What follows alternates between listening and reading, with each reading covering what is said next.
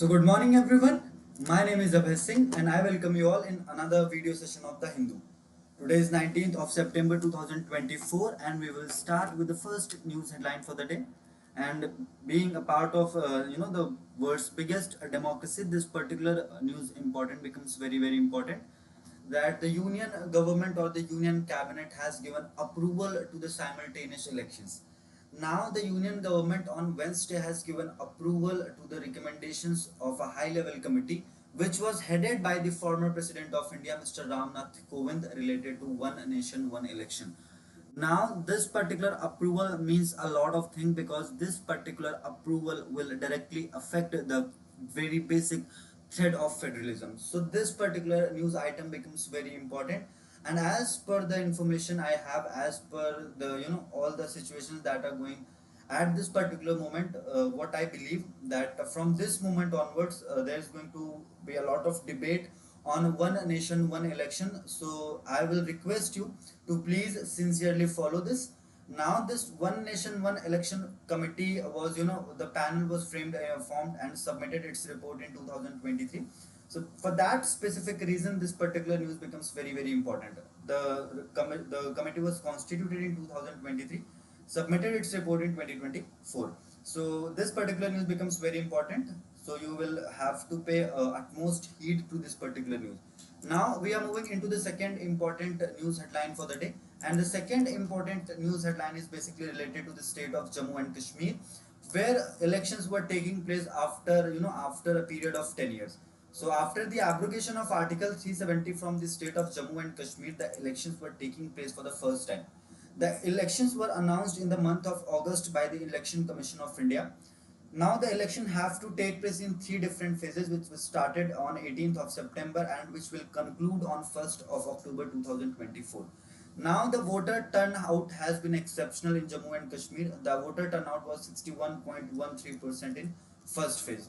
So you have to remember each and everything about the Jammu and Kashmir elections, because this particular news becomes very important. Because after the abrogation of Article 370 on 5th of August 2019, the elections were taking place for the first time. So you have to follow each and everything about the elections taking place in Jammu and Kashmir. Now, so this next news is also very important because it is related to the Indus Water Treaty, which was signed between India and Pakistan in 1960. So here are a few important facts about Indus Water Treaty. Now the fifth facts about Indus Water Treaty was that it was signed in 1960 between India and Pakistan, and this particular treaty, Indus Water Treaty IWT, was brokered by World Bank. This particular news also becomes very important. There were total 6 rivers which were involved in this Indus Water Treaty. So the division was made in 1960, and that division stands at that India and Pakistan, both these countries will get 3 rivers each. India has BRS, that is Beas, Ravi and Satluj. And the number of or the name of the rivers which Pakistan have is CJI. Now Chenab, Jhelum and Indus. So these 6 rivers were divided between India and Pakistan in 1960 after the signing of Indus Water Treaty.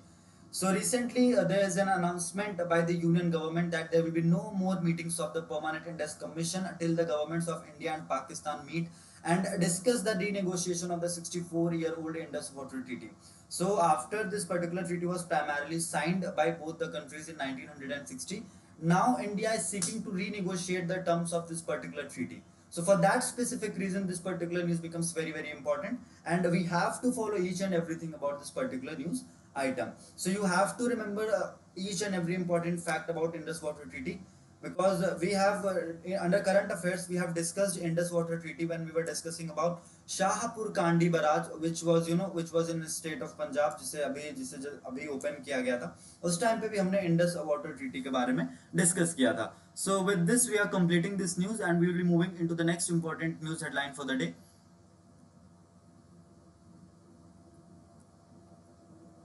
So again, we won't be giving a single minute to any political news, because at the end of the day, political news will not fetch you a single mark.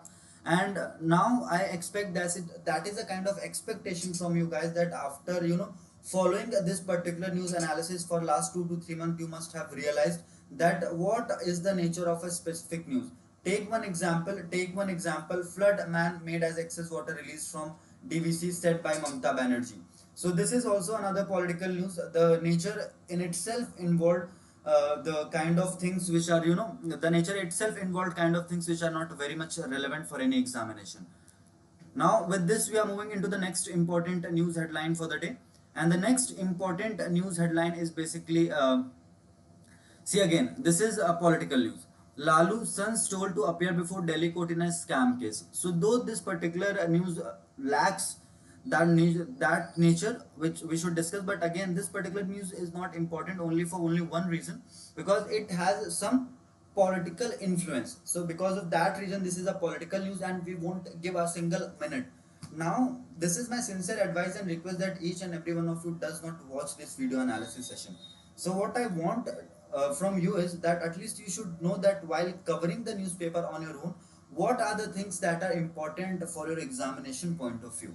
So you have to understand, so that you have to give less efforts and you can save your time for your examinations. So this is one important thing that you have to understand.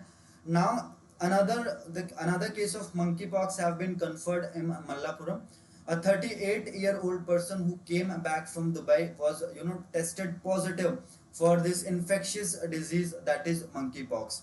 Last week there was a case in which a person was identified with the monkeypox, and that person has lost its life. So for that specific reason, this particular news becomes very important, and I have told you n number of times there are few important diseases in 2024, and monkeypox is one of them. There are other diseases as well, like monkeypox, like polio, like tuberculosis. So these are few important diseases from the point of view of current affairs in 2024. So this is another important news, that a 30-year-old man who was coming from Dubai has been tested positive for an infectious disease, that is monkeypox.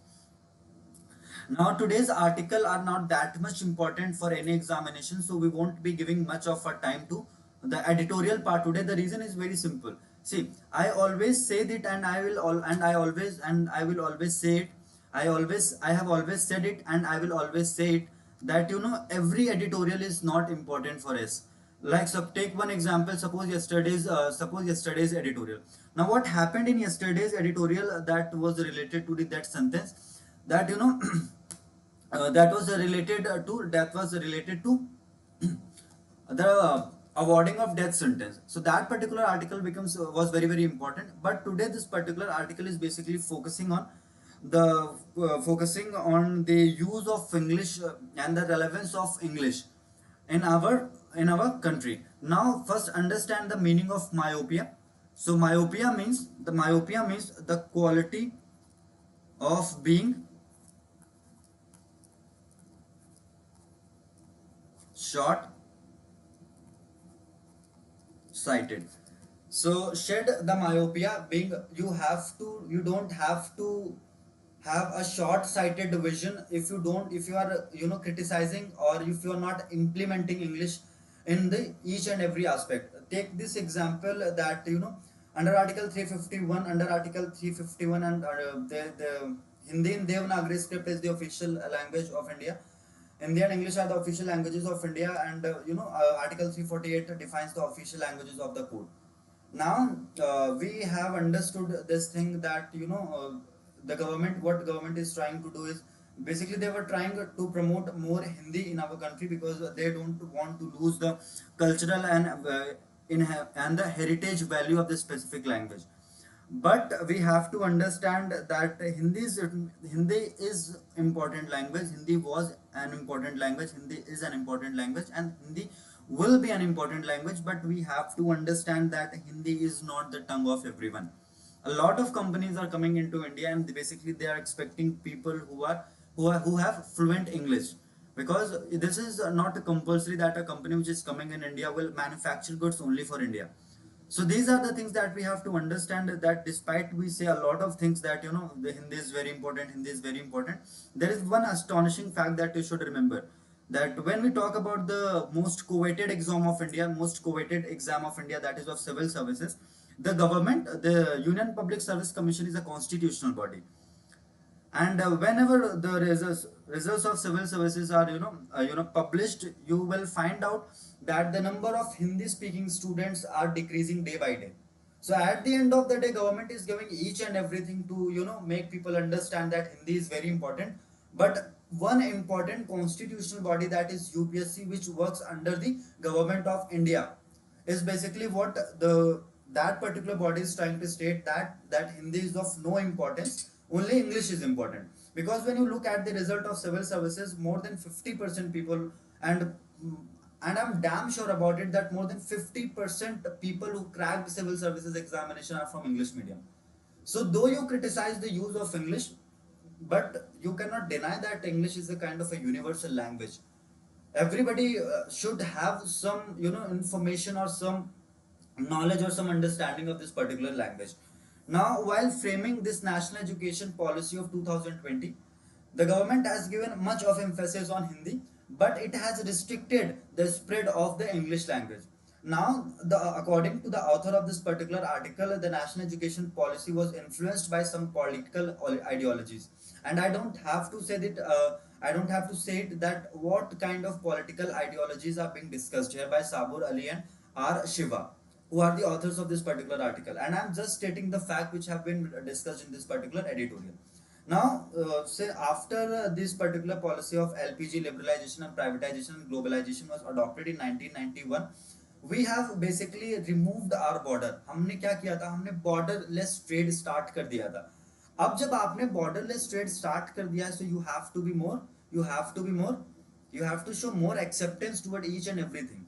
Take this one example, that we all know that Hindi is it's a very old language, but how many companies are there in India which are basically releasing each and every document in English, in Hindi? Now, how many MPs are there in Parliament who are speaking Hindi in Parliament? There are many MPs who are using their regional languages as well, and Hindi is not a part of classical language as well. So somehow the government of India or the government of the day is trying to. I'm not against, or no one is against the decision of spreading the Hindi, but you cannot do that particular thing at the cost of undermining the importance of English.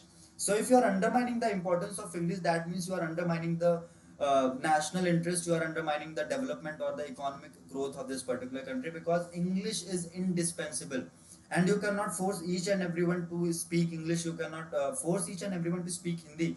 You cannot expect this from multinational companies, that if they want to operate in India, then they have to have a lot of people who are Hindi speaking, because talent and smartness is not restricted to the people who speaks a specific language. So for that specific reason, this particular article was important. But again, the factual information has not been discussed much in this particular article. For that specific reason, this particular article is not important. And I have seen this tendency with so many other institutes in India, that they are dedicating like close to 90 to 100 minutes to discuss all these facts. But again, you have to understand that time is of the essence, and you should know, and you should have this kind of understanding, that what are the places where you have to invest your time.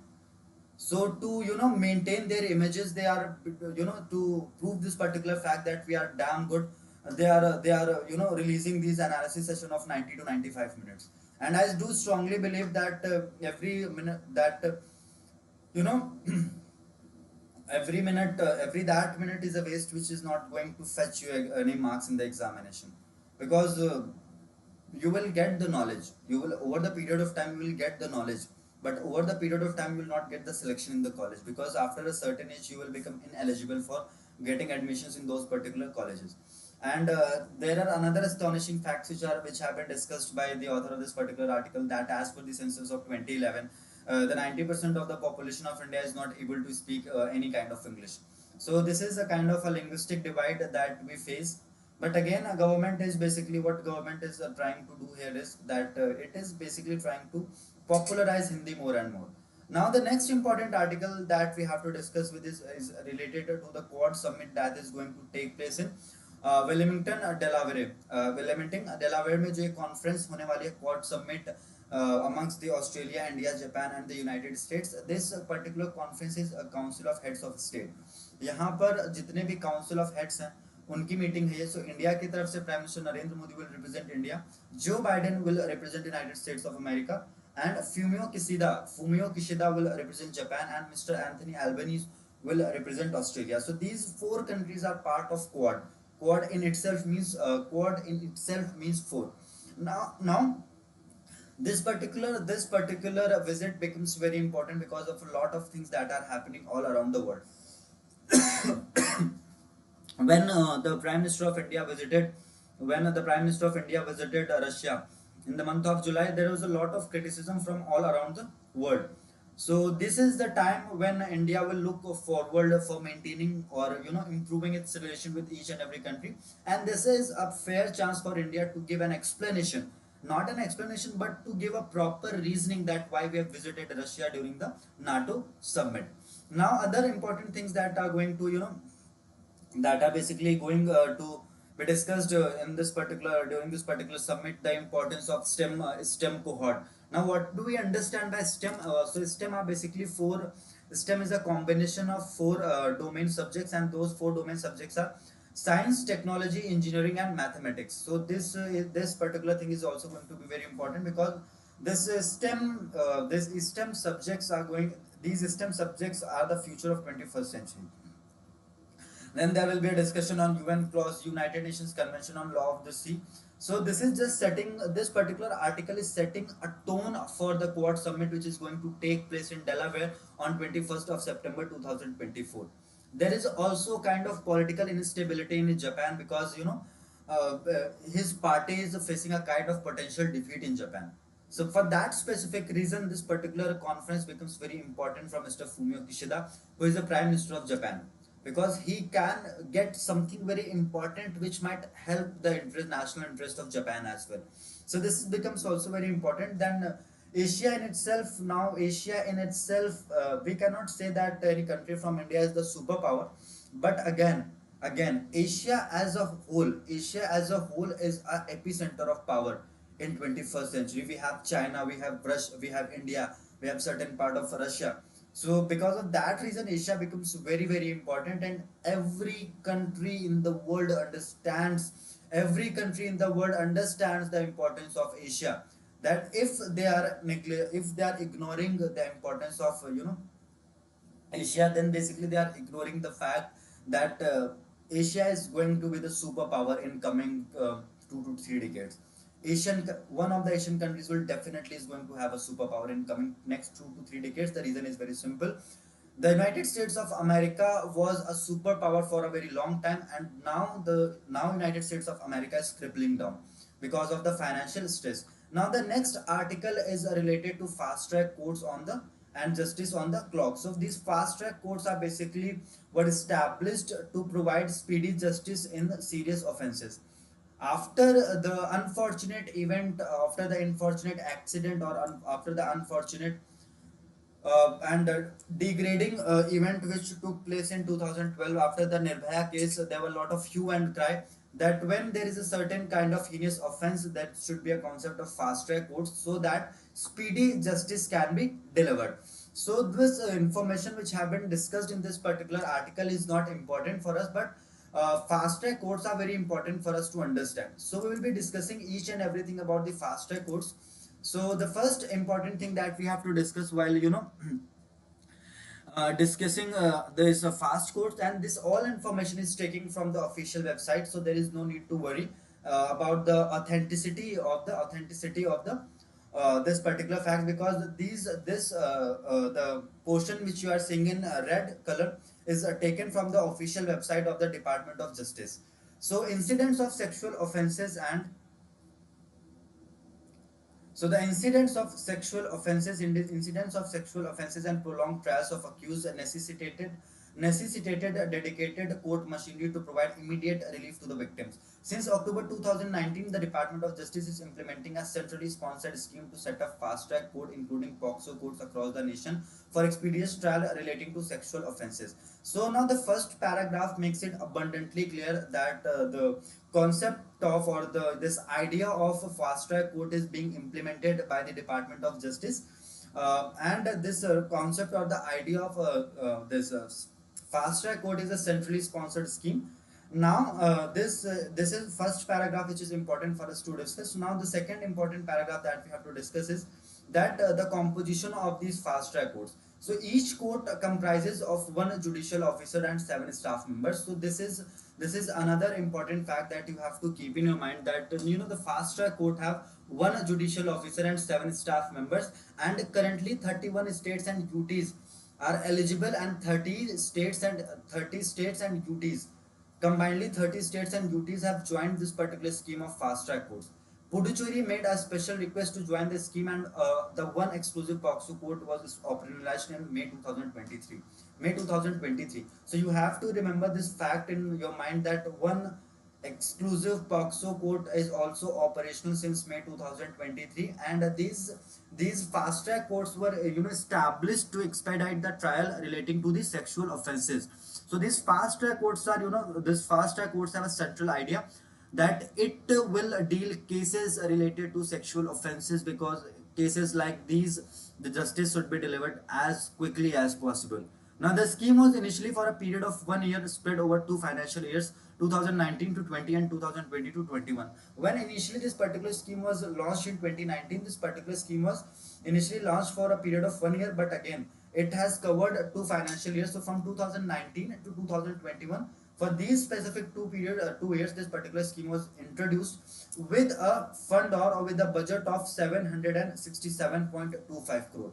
अब इस particular scheme का budget कितना था? 767.25 करोड़, और इस पूरे budget में से 474 करोड़ सेंट्रल गवर्नमेंट को देना था, सेंट्रल गवर्नमेंट को कंट्रीब्यूट करना था. The reason was very simple, because it was a centrally sponsored scheme, and the government of India will give this particular fund, give this share from Nirbhaya fund, and further, when after 2021 the period was over, the Union Cabinet decided that they will extend this particular scheme for another 2 years, that is up to March 2023, because financial year का time क्या होता है? 1st April to 31st March.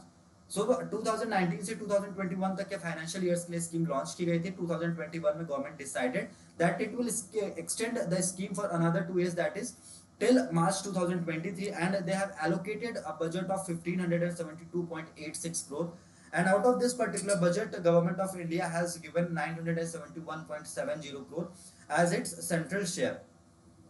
Now the Union Cabinet, in another meeting which took place on 28th of November 2023, has further extended the scheme for another 3 years, from 1st of April 2023 to 31st of March 2026. So government ने फिर से इस particular scheme को 3 years के लिए extend कर दिया था 2023 में. 31st March 2026 तक के स्कीम को एक्सटेंड किया गया था, और टोटल बजट जो इस पर्टिकुलर स्कीम का था, that was 1952 crore, 1952.23 crore, that is 1952 crore and 23 lakh was the budget, and इस बजट में से 1207.24 crore rupees जो थे वो सेंट्रल गवर्नमेंट ने दिए थे निर्भया फंड से. Now as of May 2024, India में टोटल 755 फास्ट ट्रैक कोर्ट्स हैं, और इसमें से 410 एक्सक्लूसिव पॉक्सो या ई पॉक्सो कोर्ट्स हैं 30 स्टेट्स और यूटीज में, और जिन्होंने आज तक total 253,000 that is 2,53,000 pending cases को डिस्पोज किया है. ठीक है. It was formulated as a centrally sponsored scheme. We have already discussed this, that this particular scheme was basically a centrally sponsored scheme with the objective to deal with the cases related to sexual offences and POCSO cases. POCSO protection of child against sexual offences. तो child के against अगर कोई sexual offences होगा और sexual offence in general अगर होगा, तो उसे फास्ट ट्रैक कोर्ट के थ्रू डील किया जाएगा. जो रेस्ट ऑफ द इंफॉर्मेशन आप देख रहे हैं, हम ऑलरेडी कवर कर चुके हैं कि इनिशियली अक्टूबर 2019 में लॉन्च किया गया था 2 साल के लिए. पहले ये पहला फेज था 2019 से 2021 तक, from 2019 to 2021. The second phase was from 2021 to 2023, and the third phase was from 2023 to 2026. So these are the important facts that you have to remember, keep in your mind. And the government of India contribute its share from the Nirbhaya Fund. This is also very important. And this particular scheme was launched to provide speedy justice to the victims of the sexual offences. Now the nodal ministry, this is also very important, that the ministry which will implement this particular policy is Department of Justice, Ministry of Law and Justice. So Department of Justice is the nodal ministry or the nodal department which is implementing this particular concept of fast track courts. It augments state government resources for establishing fast track courts across the country, ensuring the swift disposal. So basically, this particular Department of Justice augment the resources of state government to establish these fast track courts, and and these particular courts. This idea of this particular court is basically to provide a more and more relevant information to each and everybody, to each and every victim. तो ये सारी चीजें थी fast track court के बारे में जो important थी। और इस पर्टिकुलर कोर्ट के बारे में अगर आप गूगल पे कहीं पे भी पढ़ने की कोशिश करेंगे तब आपको पता चलेगा कि इसका थोड़ा बहुत बैकग्राउंड जो वो बहुत पहले ही स्टार्ट हो गया था। 11th फाइनेंस कमीशन ने भी रिकमेंड किया था कि we should have something like fast track court. So for that specific reason this particular article becomes very important, and this particular article is factually very rich.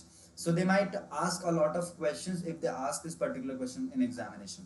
So this is one important thing that we have covered. Now with this we are moving into the next important news item for the day.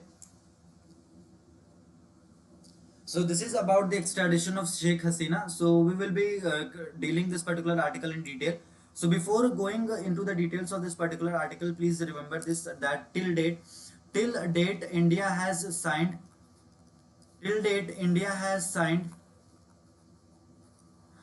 this extradition treaty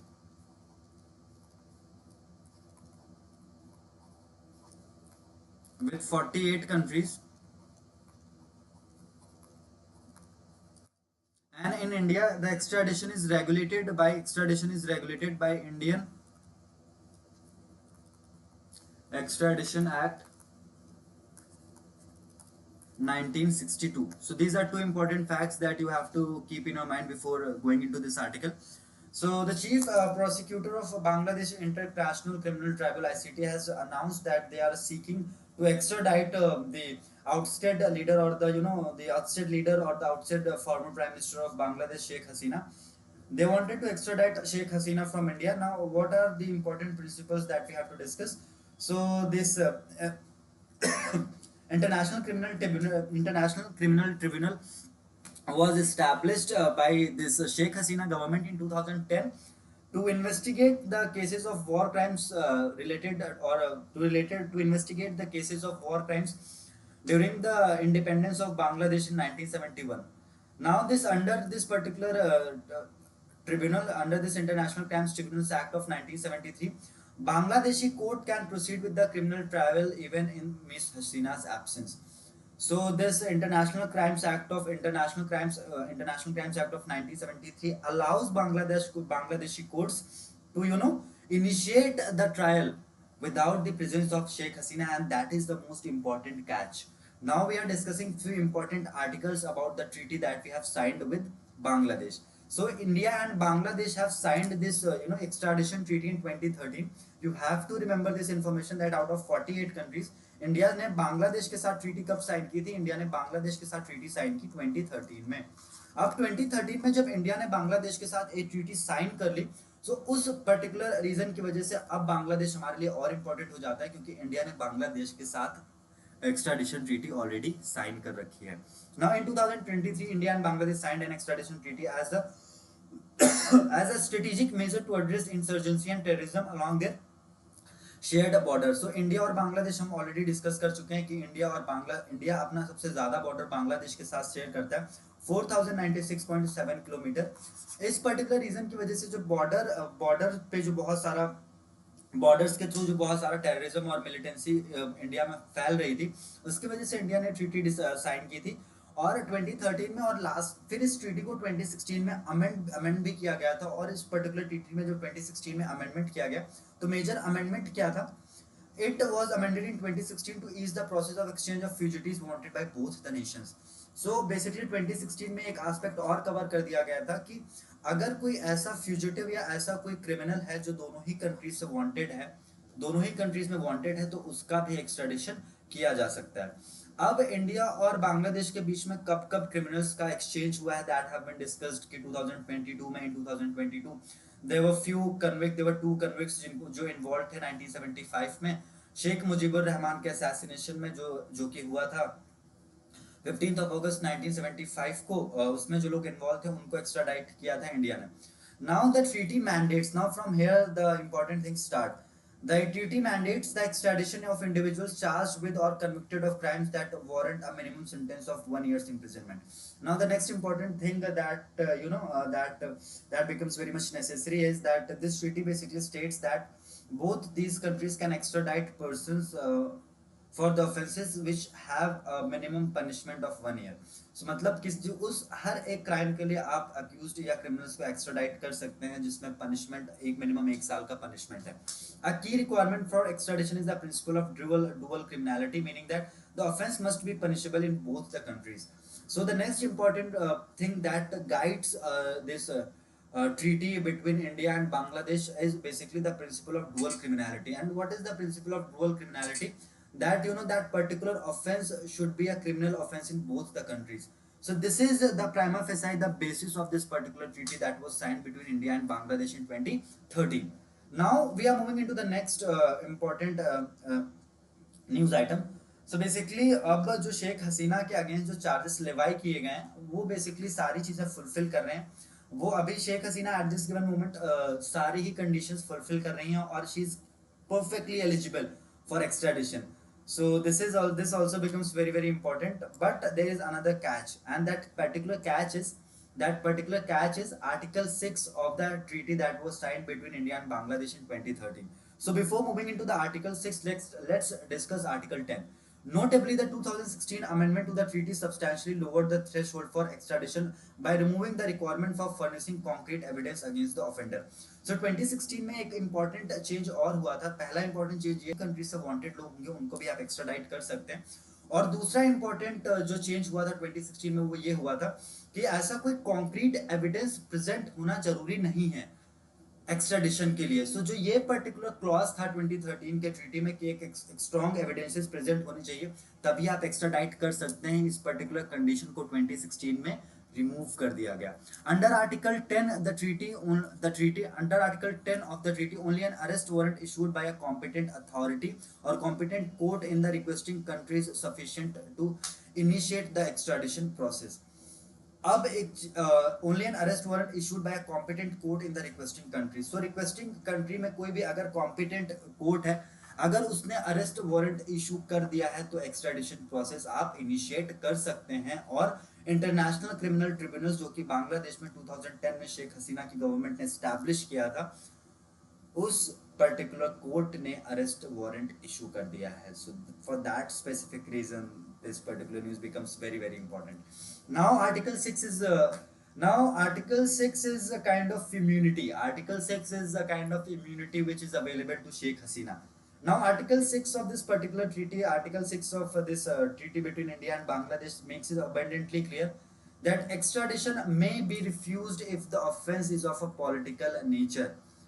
So I totally understand that India will use this particular article. Now India will use Article 6, और article 6 का use करके India Bangladesh से जब एक्स्ट्रेडिशन की बात आएगी क्या कहेगा कि ऐसा है, देखिए सुनिए, एक सिंपल सी बात है कि जो आपके ऑफेंसेस हैं, जो आपके एलिगेशंस हैं, that are of political nature, तो इसीलिए हम एक्स्ट्रेडिशन नहीं कर सकते हैं। देखिए पॉलिटिकल नेचर का अगर ऑफेंस भी है ना तो वो भी एक्स्ट्रेडिशन के लिए इंपॉर्टेंट नहीं है, फिर भी एक्स्ट्रेडिशन नहीं हो सकता है। सो इसीलिए मैं आपसे बार बार कहता हूँ कि जो पॉलिटिकल नेचर की न्यूज आइटम्स होते हैं वो भी हमारे लिए इंपॉर्टेंट नहीं होते हैं। सो हमने आर्टिकल 6 डिस्कस कर लिया, हमने आर्टिकल 10 डिस्कस कर लिया, हमने आर्टिकल 6 और 10 डिस्कस कर लिया। अब हम आर्टिकल 8 डिस्कस करके इस न्यूज को यहीं पे वाइंड अप करेंगे। Another basis for refusal, now the first basis for refusal was given in article 6।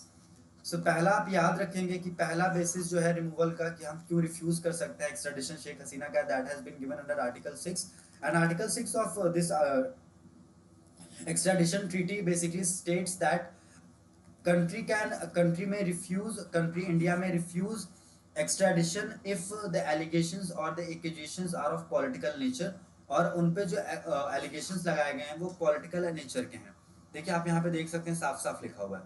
ठीक है, अब आर्टिकल 8 क्या है? which permits denial of the request if the acquisition is not made in good faith in the interest of justice, or if it involves military offense not considered an offense against general criminal law.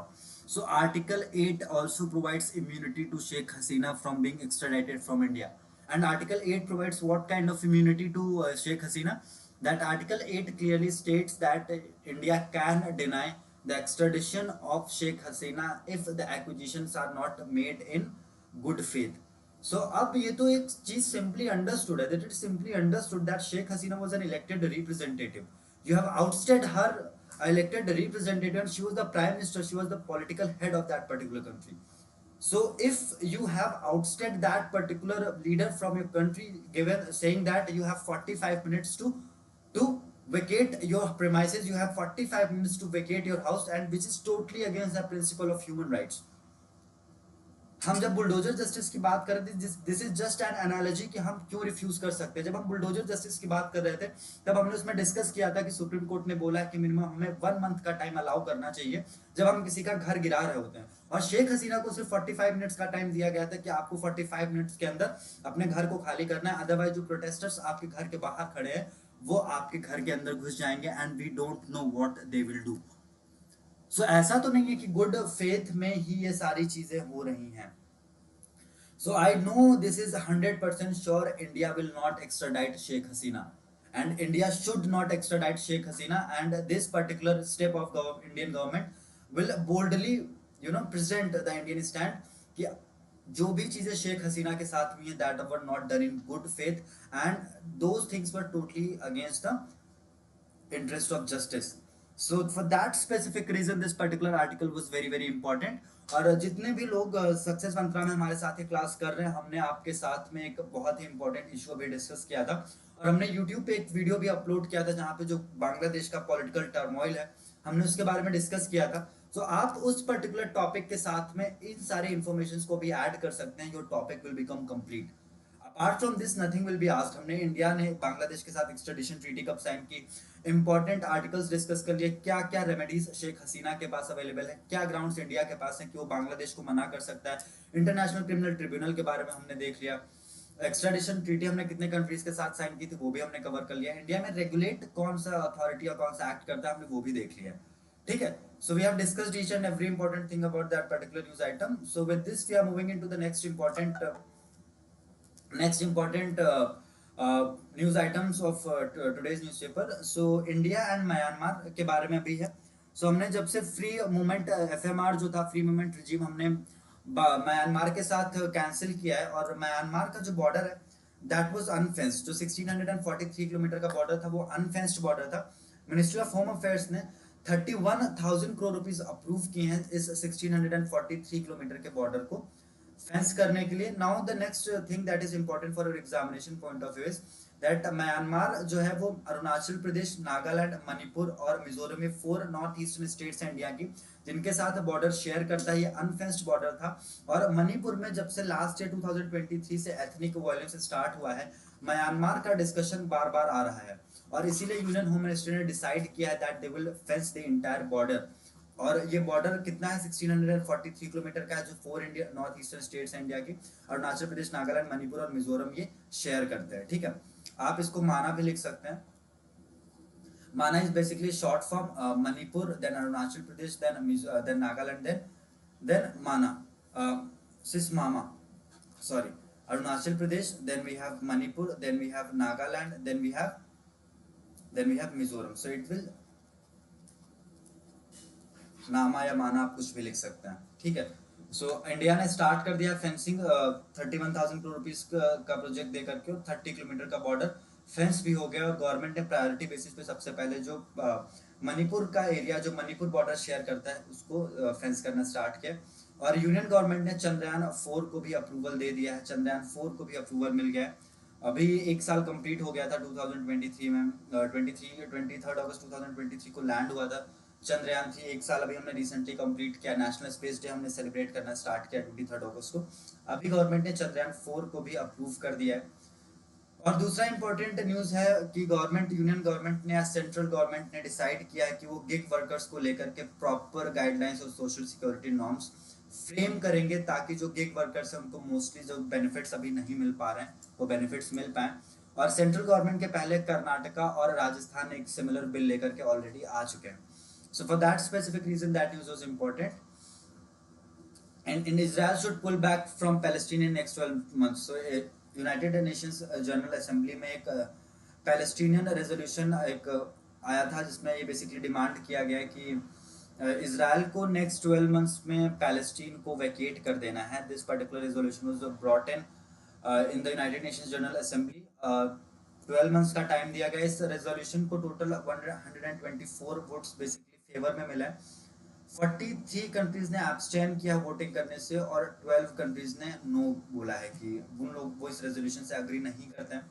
ठीक है, so this is also very this becomes very important. Total UNGA में total members कितने हैं? 193 members में से 124 have said ayes yes, 43 have abstained and 12 have said no. So this is very very important. You will remember this particular information as well. अब हम शायद इसके बाद हमारे पास कोई भी इंपॉर्टेंट आर्टिकल नहीं है आज के लिए कवर करने के लिए। बस एक ही इंपॉर्टेंट चीज़ है कि आज से इंडिया और बांग्लादेश की टेस्ट सीरीज स्टार्ट हो रही है। So with this we have completed the news analysis of 19th of August 2024, and I will humbly submit this before you that please start studying, start reading. Time is less and things are more. So आप पढ़ना start कर दीजिए. The entire team of Success Mantra is there with you. So thank you so much for watching today's session. We will meet in another session. Till then, bye bye, take care and have a great day. Thank you so much. Thank you.